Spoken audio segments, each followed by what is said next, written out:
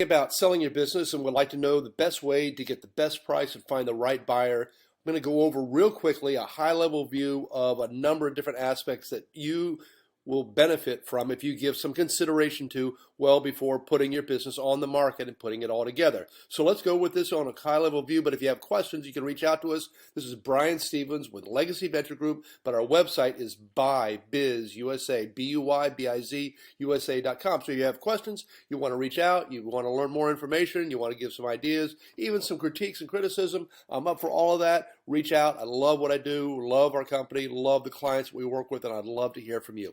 Okay, let's get the thing. Your business is an income-generating legacy, and its legacy reflects your hard work, right? It's all about what you created, and the people that are looking to buy businesses are looking for businesses that they feel they can take over, start making money right away. They're not the type of people that are going to start a franchise or go live on mom and dad's couch and start up a business from scratch. They probably have kids at home, bills, etc. They need a good business that they feel comfortable in doing it, and we're going to help you get to that point where you can communicate that and move your business on forward. So let's generate a few different ideas. You need to know some answers. Really, what is your business worth? I hear people all the time like, hey, I heard my business is worth 7 times whatever, and it's really a vague thing, and it's based on I don't know what. Sometimes they think their accountant told them that, or a friend told them that, or one guy in a bar one time, said, hey, I'll pay you $1 bazillion for your business. Really get the facts.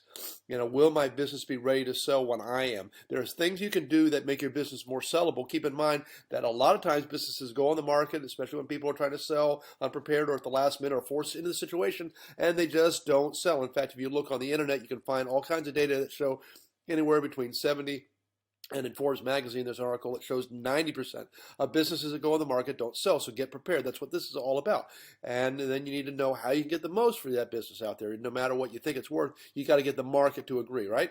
So there's fair market value, what a willing buyer, willing seller, blah, blah, blah, are going to pay. That means, you got to find somebody that's willing to pay what you want. You got to be willing to sell it for what you want. But there's a sanity test. It's got to cover debt service. For the buyer's perspective, keep that in mind. Put on the buyer's shoes for a little bit and think about your business. Hey, if you were from the outside, didn't really know the industry or knew a little bit about the industry, would you buy this business and would you pay the price that the seller is asking, right? So it's got to cover debt service. It's got to provide a reasonable return, and they have to have some working capital. A lot of times people are going to need some money for the ups and downs, cash flows and stuff like that, and they have to have enough money. By the way, if you're going to use a bank, the bank's going to look at this even more deeply, and that's the best way to go unless you plan on selling the business and financing it yourself, which is what a lot of people do, but not a lot of people love to do, right? That's a reality. So that's okay if you have to do it. Like nobody goes in and buys all the houses in your market for cash, dollar on, or buying a car for cash. We're in America. We leverage our purchases and our acquisitions. Even the multi-millionaires, like to leverage their investments. So that's an important part of it. So it's got to meet that criteria. People are looking for provable books. Reasonable price. Are they going to make a reasonable living wage? Is the furniture, the fixtures and equipment, that's what FF&E stands for, by the way. Is it not overstated? Is it reasonable? But things like the appearance. Is there a lease? If there is a lease, is the lease reasonable? Can I get my lease for whatever years? If you're going to go get an SBA loan, or the people are going to buy the business with an SBA loan, they're going to need to have it for the length of the loan of the SBA program, which is 10 years out. So you need to have extensions with the lease that somebody's buying for that time period out there. Trading, sometimes people give a couple weeks, sometimes for 6 months. What I recommend you do, by the way, is figure out what you really think is a reasonable time to train a novice, maybe someone with a little bit of experience, to learn most of the business. And then include that time. Let's say you say, well, it's going to take a month. Include that time into the price so that you're saying, hey, I'll sell this business to you, and I'm going to give you 4 weeks in training, or 2 weeks in training, or 2 months in training, or whatever. It doesn't really matter, but lock that in. Don't start adding up, I need to get paid per week on this and that and the other. It's part of you selling the business. Now, on the other hand, once you set a number in line and they want you for longer and longer, it's okay to put a price on it, but don't start off saying I'm going to give you 3 weeks training and you got to pay me extra per week. That's just not the way. Put it all into the price. Find something you're reasonable and excited to work with on that, okay? So what do businesses sell for? Okay, there's a sold price compared to the gross sales and the sold price according to the adjusted net. Adjusted net, and we watch one of our other videos for sellers discretionary earnings, but look at these different businesses. These are general contractors from Florida, and some sold for 0.847, and some sold for less than 10% of the total gross price. And if you looked at the price that businesses sold for according to the adjusted net, that owner to benefit, some sold for as much as almost 5 times earnings. That's rare. None of the other ones are even close to that. And some that sold for less than 1 times the net profit. So there's a lot of factors that go into value in a business, obviously. If I line all those up, you look from high to low. Look at that wide range. And you look at the ones that sold based on the adjusted net or the profit earnings, and look at those multiples. Again, a wide range. So when somebody says, here's the average these things sell for it, what you should work to do if you want to get a lot for your business is find out what are those factors that drive people to pay more for the business. There's a lot of factors. It's got to look nice. It's got to seem systemized. It's got to have processes. If not, you might be paying or getting the average price. If your business is in a challenging state, we've had clients that said, look, my spouse is sick, or I'm going through illnesses and stuff like that. Sometimes you have to accept a lower price to get out. But we're encouraging people to work on getting yourselves to the upper end of that range and spectrum. Get the most for your business. There's dozens of benchmarks. There's lots of different factors, and we're going to go over a few of those right now, and I want to keep on. I want to say one other thing. A lot of times we own businesses and we work really hard not to pay any more taxes than we have to. I own this business, and I don't like to pay any more taxes than I have to. But I joke when people say, well, I don't want to pay any taxes, so I don't show some of the profit. Well, in my reality, I'd love to pay $1 million in taxes next year.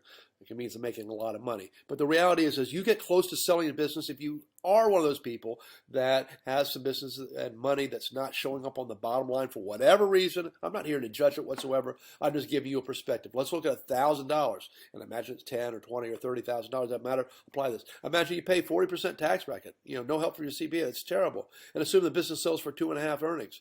So on that $1,000, you saved $400 in taxes. Woohoo! But you also lost out on getting $2,500 when you sold your business.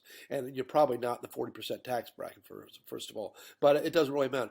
Taxes going back at the last 6 years make it worthwhile, make people see where the numbers are. So if you have anything that's cash not on the books, get it on there right now. Look at the sales trend. Which of these two businesses, if they're both the same final year of earnings, would be more attractive for you to buy? The one that's generally going up, the one that's generally going down. That's what people look at when they're looking at comparing different businesses. And if you can push your sales to keep going up, don't feel burned out, keep working hard at getting the sales, sell it early before you get burned out and tired. Okay, operating records. Of course, people love to see good systems and processes in their business. Mrs. Fields Cookie made a whole interesting study on, when it rains, what sells more, and when it's a holiday, do chocolate chip cookies or oatmeal cookies or whatever type of cookies sell more, etc. There's a science to a lot of what you do. You've got it in your head, put it on the paper, start getting a little notebook in the back pocket, and start writing down how you open up, what you do, etc., etc. Collected customer database. If you aren't into the world of customer relation management and having a CRM, etc., start collecting database of people's names, who they are, what they buy, what their purchases. It's worth making an investment. Yeah, you got to learn something new, perhaps, if you don't already have it, but get that database. It's really, really valuable.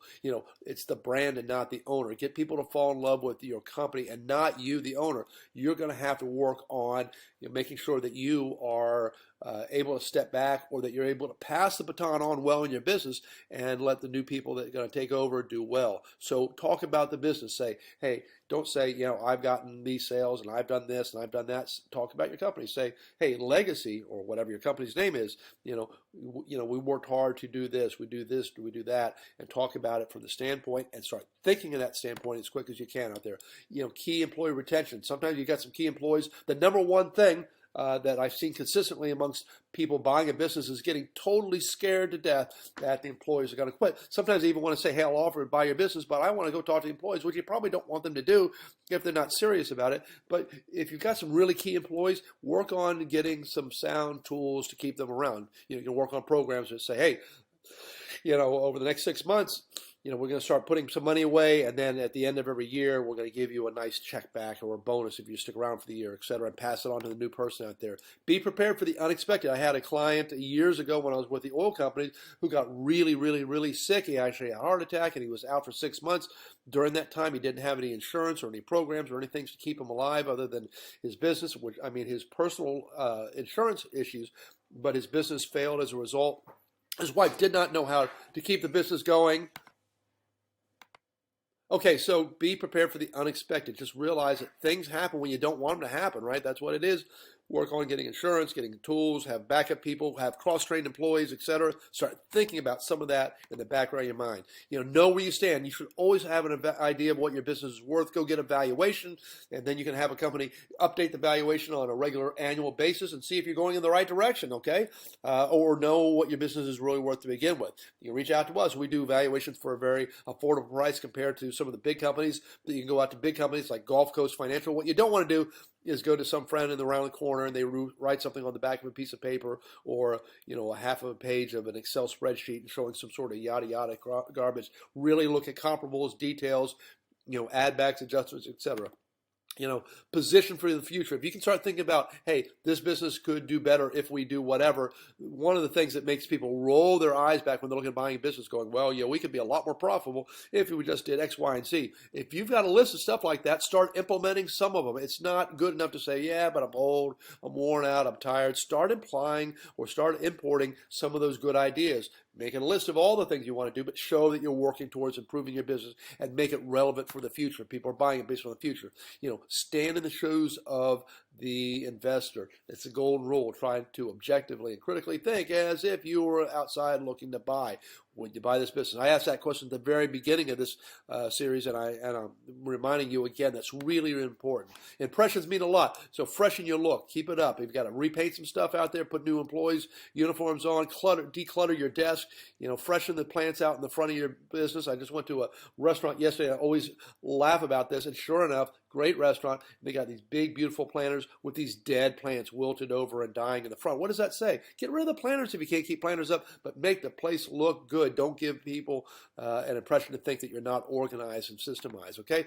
Maintain confidentiality. That's why we have people sign a non-disclosure agreement, and then they have identification, and they even show us how much money they've got before they find out that the business is, what specific name of the business for sale. If you're doing this on your own, get a confidentiality agreement and have somebody that's inquiring sign it. Make sure the employees don't know, customers don't know, if you can keep it up there. Look, it's really important. Reach out to the masses. You're going to have to go talk to a lot of different people or connect with a lot of different people to find the right buyer. So you might be lucky enough and have a friend or competitor, but a lot of times they drag things on, et cetera, et cetera. And then I encourage you to race to the finish line. Don't just say, hey, I just listed my business with a Legacy Venture Group, and I know these guys are going to be great and sell my business.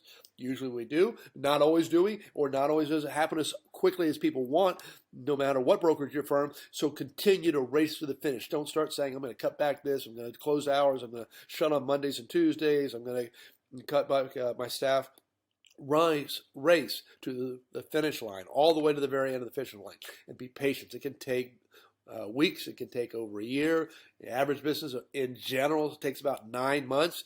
We just had a beautiful flower distribution company that we had 3 offers in 2 weeks. I wish my world was like that all the time. It's just not, and be proud. Nearly 50% of Americans desire their own business, and only about 5% of the shoppers ever buy a business. So it's a great country. It's a free country. Let's keep it rocking awesome and be great and be proud of what you do. Look, I appreciate you listening through my podcast. I know I'm not the greatest at it, but I love what I do. I'd love to chat with you. I'd love to help you sell your business. If not, go find somebody that's really, really awesome in your community or somewhere out there that's doing a good job. We work with a lot of different businesses. We have a really great crew, etc. And I'm not trying to sell myself right now, but yeah, I guess I kind of am. Reach out to us, BuyBizUSA.com and the Legacy Venture Group. So you can find us at BuyBizUSA.com or even call my cell phone. Here's the number, 813-571-7700. Okay? Go out, think about these things, and I hope it makes a big difference for you. Take care. Bye-bye. Stay awesome.